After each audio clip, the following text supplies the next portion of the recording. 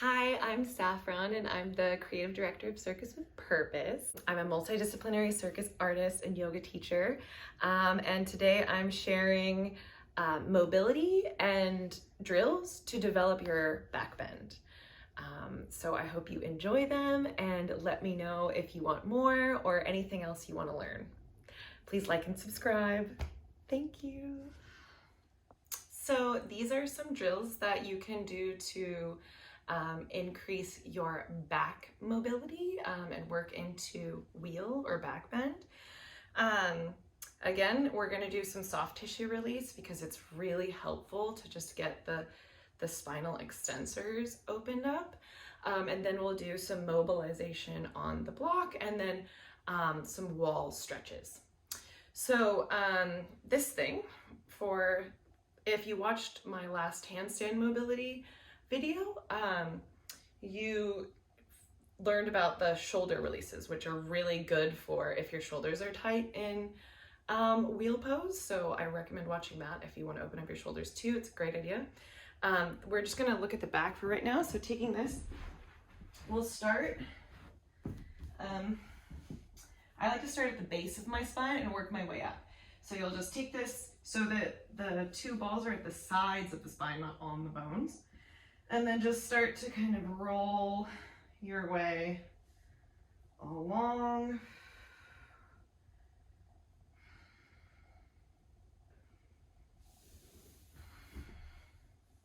Woo! And then you might notice that like right at the middle where you start to get into your rib cage, it's a little bit tighter, so that's normal. And a lot of times that's the area that limits us, or thoracic area that limits us in our back bend. So just taking your time there and breathing.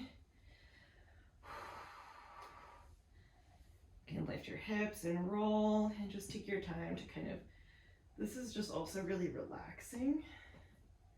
And get up into your shoulders and up into your neck.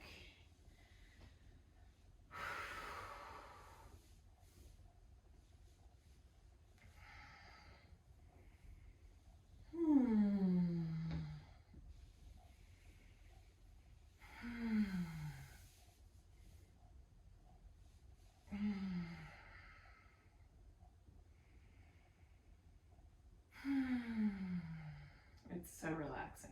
So taking your time here for at least a minute, maybe two. And you can also actually get your chest. So you can do your chest like on the ground or at a wall. So this area sometimes will limit our back bending ability.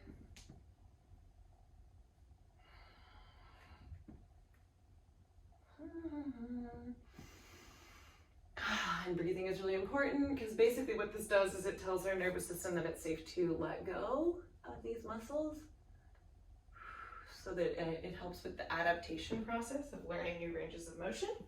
So whenever you've finished that, you can grab a block and then take it right underneath or really right at the base of your rib cage, and then just start to kind of lean back over it. So you can do these little like sit-ups. And try to keep these front ribs engaged as much as you can. They're going to want to splay, but if we resist here, it'll really help open up the back.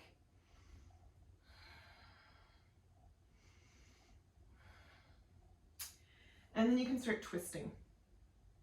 Ooh, and you might get some cracks. That's a good thing.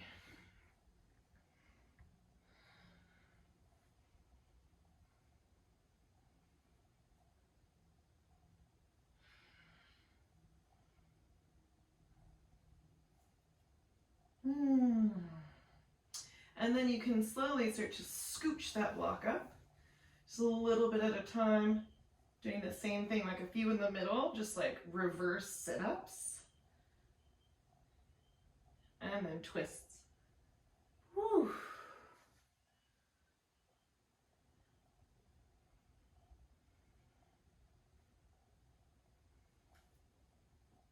And then slowly just keep inching your way up. So you're just opening up kind of one vertebrae at a time, noticing where there's sticky bits and breathing into them.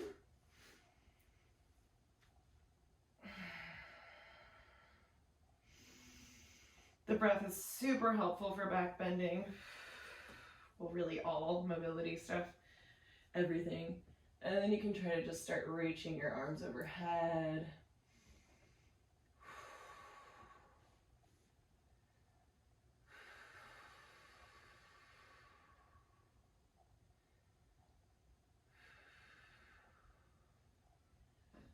Beautiful. And then whenever you've finished up with that, we can come up to the wall and do a nice little puppy stretch. So you'll come about like 2 footprints away from the wall. Take your arms at the wall, slide your chest down, breathing here, seeing if you can hold for about 1 minute.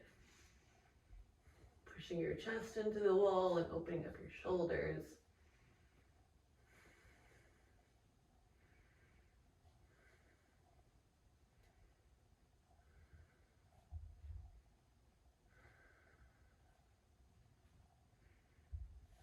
And then bend your knees and you can slide down into a forward fold.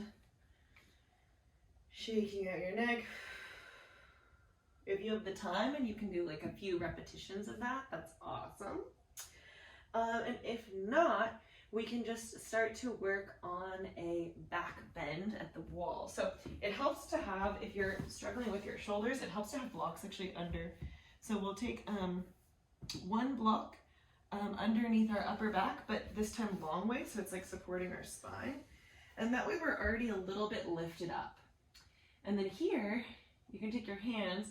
So this is a good motion to just start practicing, is this shoulder range of motion. If you're feeling tight shoulders, I recommend watching the handstand mobility video to open up the shoulders first, because we don't want to injure our wrists or our shoulders.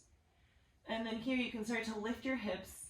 That'll help you bring your hands down and then press. Having the hands turned out is helpful. My shirt is making me slide on this floor, so making sure you don't have super slidey shirt on your wooden floor. And then, so yeah, having the hands out to the side is not wrong, especially if your shoulders are tight. And then if you want to slowly start working, getting the fingers back. So you can choose where you're at. Working here, releasing the neck. And then if you can like rock back and forward. Trying to hold here for like a minute. And then you can finish with little push-ups if it feels good for you. Pushing up, maybe tapping the block, and then straightening.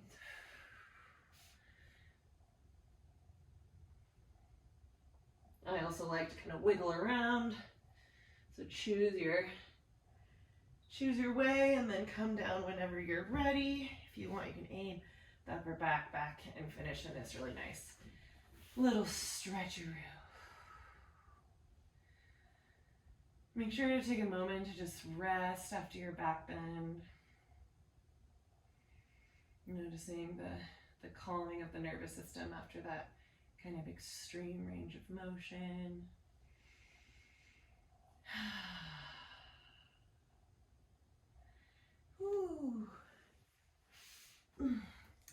And I hope that this is helpful for you, and reach out with any questions. Happy back bending.